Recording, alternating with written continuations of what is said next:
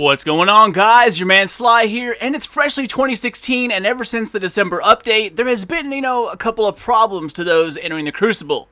The veteran players that play every day, they definitely know their loadout, but what about everybody else? I consider myself a raider, more than a Crucible master. Although when Iron Banner comes around, it's actually nice to take a break from the grind that Oryx puts you on. But anyway, to make the story quick, I was in my vault, and I was looking at all my weapons, and I had a problem. What in the sweet shit am I going to use for Iron Banner? The go-to pulse rifles are now backup weapons. Hand cannons, they're still viable, but they leave you defenseless at range. Auto rifles are a good place to start, but do I go high rate of fire, low impact? Impact all the way? Well, don't you worry your beautiful face off, because your man Sly has got you covered.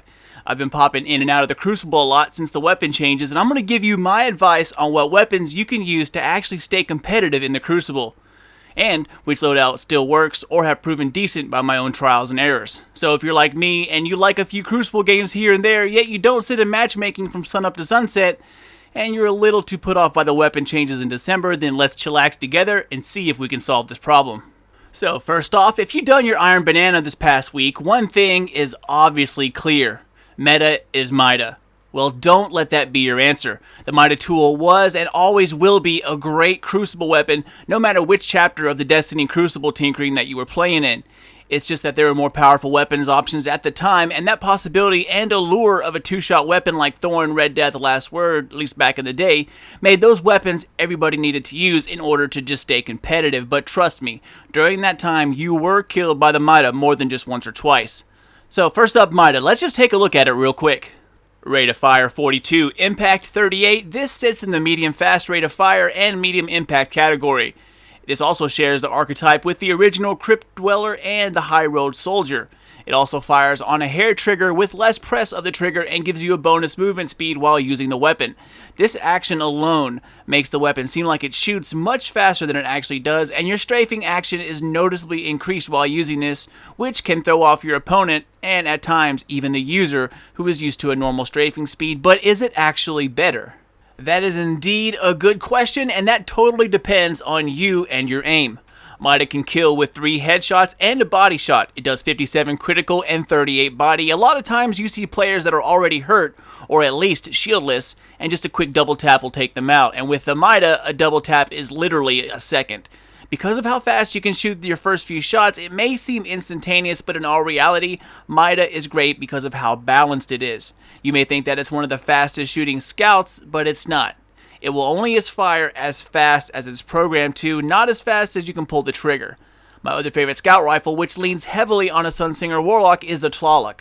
This is also a 4-shot weapon, as well as the Hung Jury or the Tuonela SR4. These are all 4-shot weapons. But seeing that the Mida's rate of fire is 42 and the others are listed at 37, so Mida's obviously winner here, but they're all 4 shots. So you are indeed better off with the Mida due to its faster rate, but not every Guardian you see was at full health. So whether it's a quick double tap or a full health standoff, the Mida shines through on both of those situations. The only time it is outgunned is when a Warlock has its super ability while using the Tlaloc. Now, even though you can kill a Guardian with 3 headshots with the Tlaloc, you're left with a small sliver of health, which still needs an extra shot to finally put him down. So once again, even though it does more damage, it still takes 4 shots to fully kill your opponent. But with your super, however, it shoots twice as fast as the Mida. It's much more stable, and your ADS time is almost instantaneous. Still a 4-shot weapon, but those 4 shots can be executed in half the time. Other than that, Mida is pretty much the king of the scout rifles right now. But not every gun is made for every player. I've seen someone pick up a Hung Jury and just destroy every other Mida out in the game due to its stability. The key is knowing what you like and how you like your weapon setup. Myself, I like a little bounce so I can stay on track and get into a rhythm. Some like to aim once and forget, and once they aim one time, they are dead on and they want it to stay there the entire time. But like I said, I need a little bit of bounce to help keep me on track and get in pace. But as for scout rifles, Mida isn't king because of its damage. It's king because of how well balanced the weapon is. Its agility perks, coupled with great sights, always being able to see your radar, and firing with a hair trigger instead of a full trigger pull creates less bounce in your hands and helps keep your sights steady on opponents. They all kill in 4 shots, but everything the Mida does helps you keep those shots in line and coming quickly. So, if you're unfortunate enough to not have a Mida, try the Hung Jury, the Tuanella, the Tlaluk, any one of those, they all work just as well. The Mida might be a little better, but if your aim is dead on, all of those will do just fine. If scouts aren't your thing, then don't worry, because every weapon type has its leaders and they are all worthy of your attention. If you're looking for the fastest time to kill and you're good with any gun, the last word still cannot be beat. While its stability has been nerfed and its range is pretty much totally non-existent these days, this close quarter weapon is still a gun to be feared of. Body shots do 56 damage within range, and what I would call out to the beginning of medium range, it starts dropping to 50. But it does 91 critical when fired from the hip, the most of any primary. That makes this a 3-shot weapon still, but it takes skill to fire this weapon from the hip and hit all of your crit shots. The range in this thing is almost silly now, guys. I mean, literally one step forward or backwards will depend on if you get body shot damage number of 52 or 56. Either way, 2 crits in a body and he is out for the count. While it takes practice, this is still the king of the hand cannons in terms of time to kill. The only downside is its horrid range. Unless it's a small map like the Anomaly, it's best coupled with a fast fire sniper to extend your reach and throw bullets down range so you can sneak in quick and get it over with. Alright, so next up, don't like the last word, don't like scouts, well what about auto rifles? You know, ARs are indeed a viable option again, and at the top of that list is of course the Suros regime. Rate of fire 77, impact 28, it's one of the heavier hitting auto rifles with the new Year 2 variant, and its perks spinning up, you cannot beat the damage per second from any other auto rifle. Now the Suros is a strange beast when it comes to numbers. It has the glass half full perk intrinsically built into it. So that means whenever you reach below 50%, your mag's capacity, every third bullet you see, a damage number increase. Now it does increase with every bullet, but since it's so small, they don't have decimals, they end up rounding. So that's why you really only see it every 3 bullets. But with a full clip, you can do 25 critical, 20 body. It takes 8 critical shots to get a kill, and it usually averages out to like 9 or 10 shots for missed crits. But considering that it shoots very fast, especially at the end, that's basically no time at all. Now, if you were down to the last 8 bullets in the magazine, I would guess that with the added damage, it would probably take 5 or 6 shots, but I wouldn't rely on it. It's just an added bonus to help you seal the deal if you're in a strafing battle.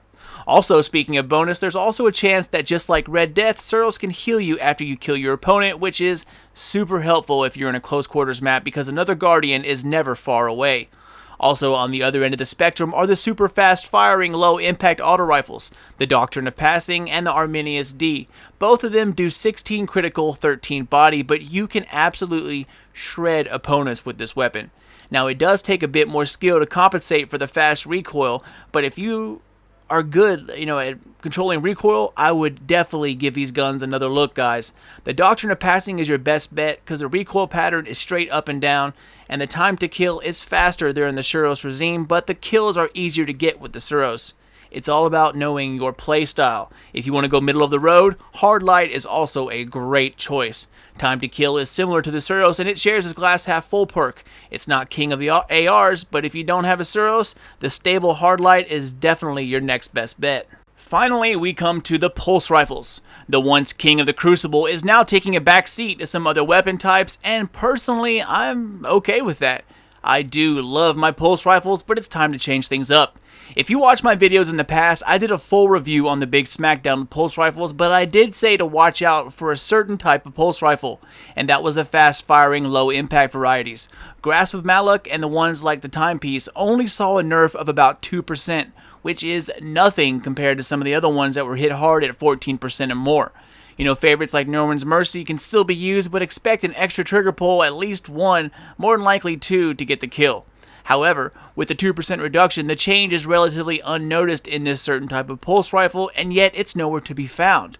Grasp of Malak is a hard weapon to come by, but making a kill in 4 trigger pulls, I definitely saved the best weapon for last, and the Grasp of Malak has a time to kill faster than the Mida, but not as fast as the last word. It is a beast, even to this day with the nerf. Rate of fire 77, impact 4, and depending on your drop and perk setup, you have the godliest gun in the game in my opinion. It is super stable with great year 1 sights, and unfortunately, I accidentally deleted mine by mistake when I was making a Xur video one morning. I was wiping my eyes, wondering where all these blue engrams came from, and all of a sudden one of them gave me 3 legendary marks, and then I saw the blue was still there, and I raged for about 5 to 10 minutes. So that was pretty much a horrible day, and I'm still trying to farm it to get it back. But unfortunately, I don't have any gameplay to show you this beast in action, but here is a link of a little kid destroying with it. I tried to find the least viewed video with the best gameplay, and this is definitely it. So just go check him out. Give his link a little surprise. But that rounds it up, guys. This is the top guns of the Crucible to start of the 2016, and it will no doubt change over the coming months with the addition of new guns or new DLCs, maybe even a new update or whatever else Bungie decides to throw at us. The point is that even if you don't have a Mida, all these scout rifles kill in 4 shots, but the Mida just makes it easier to do so. So, if you can't grab yourself a Mida, get a Suros, The Last Word, Grasp of Malak, Hawksaw still works, Hung Jury, Talalak, Hard Light. Those are all great options to start the year off. Each one has its strengths and its weakness that only you will find out about if you pick one up. So hopefully this narrows down your choice of primaries to use in the beginning of 2016. All of these will get you kills, and the more you stick with just one of these weapons, the more you will get used to it and the better off you will become. The worst thing you can do is switch weapons every match. Stick with one, learn it well. But that's it, ladies and gents. If you need help with sniping, check out this older video I done a few months ago. I've heard some awesome things coming from that video, so it's worth a check out. Hopefully RNG's prayers will be answered and your kills will be many, and as usual, if you're watching this right here, right if and now, then you, my Crucible slaying beasts of a nation, are the biggest group of badasses that I have ever seen.